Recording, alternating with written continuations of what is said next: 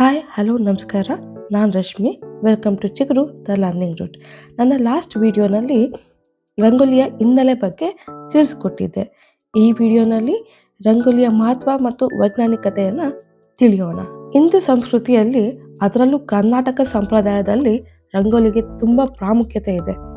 ಅದು ಜಸ್ಟ್ ಅಲಂಕಾರಕ ಕಲೆ ಅಲ್ಲ, ಅದು ಧನಾತ್ಮಕ ಶಕ್ತಿ ಮತ್ತು ಲಕ್ಷ್ಮೀ ದೇವಿ ಆಹ್ವಾನ ಆಗ್ತಾ ಇದ್ದಾಳೆ, ನಮ್ಮ ಮನೆಗೆ ಬರ್ತಾ ಇದ್ದಾಳೆ ಅನ್ನೋ ಒಂದು ಸೂಚನೆ ತೋರಿಸುತ್ತೆ.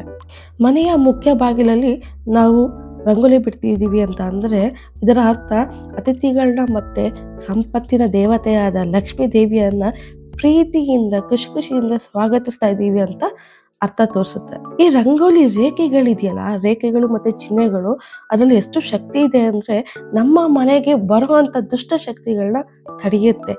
ಅಷ್ಟು ಬಲವಾಗಿ ನಾವು ಅದನ್ನು ನಂಬ್ತೀವಿ. ಹಾಗೂ ಯಾವುದೇ ಹಬ್ಬ, ವಿಶೇಷ ಪೂಜೆ, ಸಮಾರಂಭ ಇದ್ದಲ್ಲಿ ರಂಗೋಲಿ ಕಡ್ಡಾಯವಾಗಿ ಬಿಡಿಸ್ತೀವಲ್ವಾ. ಏನಕ್ಕೆ ಅಂತ ಅಂದರೆ ದೇವತಾ ತತ್ವವನ್ನು ಆಕರ್ಷಿಸುವ ಪ್ರಕ್ರಿಯೆ ಎಂದು ಪರಿಗಣಿಸಲಾಗಿದೆ.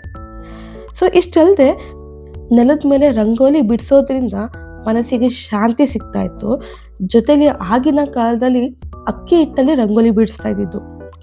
ಸೊ ಆ ಅಕ್ಕಿ ಹಿಟ್ಟು ಎಷ್ಟು ಪರಿಸರ ಸ್ನೇಹಿಯಾಗಿದೆ ಅಂದರೆ ಇರುವೆಗಳು, ಪಕ್ಷಿಗಳು ಎಲ್ಲ ಬಂದು ತಿನ್ಕೊಂಡು ಹೋಗ್ತಿದ್ವಂತೆ.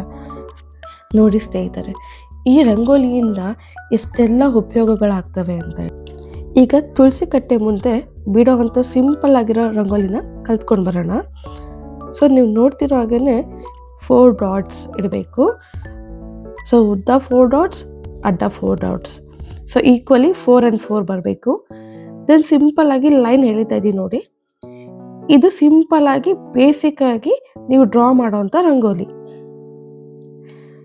ಸೊ ನೆಕ್ಸ್ಟು ಇದೇ ಡಿಸೈನಲ್ಲಿ ಅಟ್ರಾಕ್ಟಿವ್ ಆಗಿ ಹೇಗೆ ನೀವು ರಂಗೋಲಿ ಬಿಡ್ತೀರಾ ಅನ್ನೋದು. ಡಾಟ್ಸಲ್ಲಿ ಏನು ಚೇಂಜಸ್ ಇಲ್ಲ, ಸೇಮ್ ಡಾಟ್ಸ್ ಇಡಬೇಕಾಗತ್ತೆ. ಸೊ ಲೈನ್ಸು ಸಹ ಸೇಮ್ ವೇನಲ್ಲಿ ನೀವು ಡ್ರಾ ಮಾಡಬೇಕು.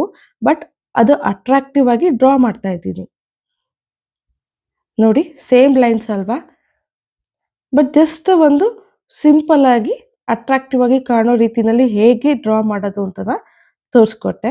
ಸೊ ಇದೊಂದೇ ಡಿಸೈನ್ ಅಲ್ದೇ ಅದೇ ಸೇಮ್ 4 ಡಾಟ್ಸಲ್ಲಿ ನೋಡಿ, ಸೇಮ್ 4 ಡಾಟ್ಸು ಸೇಮ್ ವೇನಲ್ಲಿ ನಾವು ಯಾವ ಥರ ಡ್ರಾ ಮಾಡ್ಬೋದು ಅಂತ ಹೇಳಿ.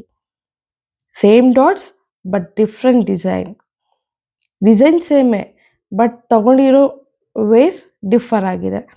ಸೊ ಇದೇ ರೀತಿ ಆ ಸೇಮ್ ವೇನಲ್ಲೇ, ಆ ಸೇಮ್ ಡಿಸೈನಲ್ಲೇ ಅಟ್ರಾಕ್ಟಿವ್ ಆಗಿ ನಾವು ಹೇಗೆ ಮಾಡೋದು ಅಂತಲೂ ನಾನಿಲ್ಲಿ ತೋರಿಸ್ಕೊಡ್ತಾ ಇದ್ದೀನಿ. ಇಟ್ಸ್ ಅಟ್ರಾಕ್ಟಿವ್ ಡಿಸೈನ್ಸ್ ಅಷ್ಟೇ. ನೋಡಿ ಎಷ್ಟು ಸಿಂಪಲ್ ಆಗಿದೆ. ನೋಡಿ ಇವತ್ತು ನಮ್ಮ ಮನೆ ಬಾಗಿಲ ಮುಂದೆನೂ ಇದೇ ರಂಗೋಲಿನೇ ಬಿಟ್ಟಿದ್ದೀನಿ. ಎಷ್ಟು ಅಟ್ರಾಕ್ಟಿವ್ ಆಗಿ ಕಾಣ್ತಿದೆ ಅಲ್ವಾ. ಸೊ ಈ ರಂಗೋಲಿ ಇಷ್ಟವಾದಲ್ಲಿ ಲೈಕ್ ಮಾಡಿ, ಶೇರ್ ಮಾಡಿ, ಹಾಗೆಯೇ ಸಬ್ಸ್ಕ್ರೈಬ್ ಮಾಡಿ. ಸೊ ಸಬ್ಸ್ಕ್ರೈಬ್ ಮಾಡೋದು ಮಾತ್ರ ಮರಿಲೇಬೇಡಿ. Thanks for watching. ಈಗ ನಮಗೆ ಸಪೋರ್ಟ್ ಮಾಡ್ತಾಯಿರಿ.